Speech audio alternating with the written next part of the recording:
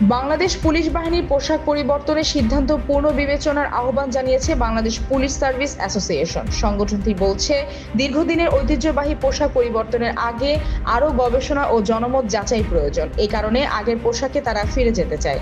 সংগঠিত এক বিবৃতিতে জানায়, বাংলাদেশ পুলিশ বাহিনীর দীর্ঘদিনের খাকি যে পোশাকটি ছিল তা 2003 থেকে 2004 সালের তৎকালীন সরকার একটি গঠিত কমিটির মাধ্যমে দীর্ঘ যাচাই বাছাই শেষে ওই সময় পুলিশে কর্মরত সদস্যদের গায়ের রং, আবহাওয়া, রাত ও দিনের ডিউটিতে সহজে চিহ্নিত করা যায় এবং অন্য যে কোনো বাহিনীর সঙ্গে যেন সাদৃশ্য না হয়, এসব বিষয় বিবেচনা করেই পরিবর্তন করেছিলেন। সংগঠনটির দাবি, অন্তর্বর্তী সরকার পুলিশের পোশাক পরিবর্তন করে যে নতুন পোশাক নির্বাচন করেন সেখানে এসব বাস্তব দিক যথাযথভাবে বিবেচনা করা হয়নি।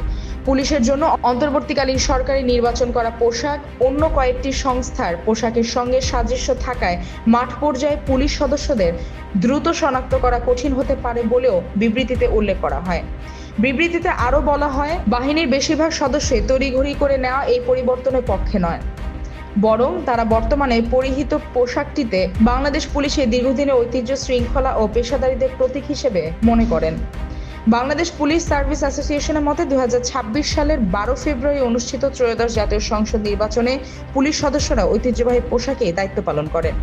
অবাধ ও শান্তিপূর্ণ নির্বাচনে তাদের পেশাদারিত্ব দেশ বিদেশে প্রশংসিত হয়েছে বলে দাবি তাদের। পোশাক পরিবর্তনকে ব্যয়বহুল প্রক্রিয়া উল্লেখ করে সংগঠনটি বলছে, বর্তমান অর্থনীতির প্রেক্ষাপটে নতুন ইউনিফর্ম তৈরির চেয়ে বাহিনীর আধুনিকায়ন, থানা পর্যায়ে যানবাহন সরবরাহ, লজিস্টিক সহায়তা বৃদ্ধি এবং প্রশিক্ষণ উন্নয়নে বরাদ্দ দেওয়া বেশি যুক্তিযুক্ত হবে।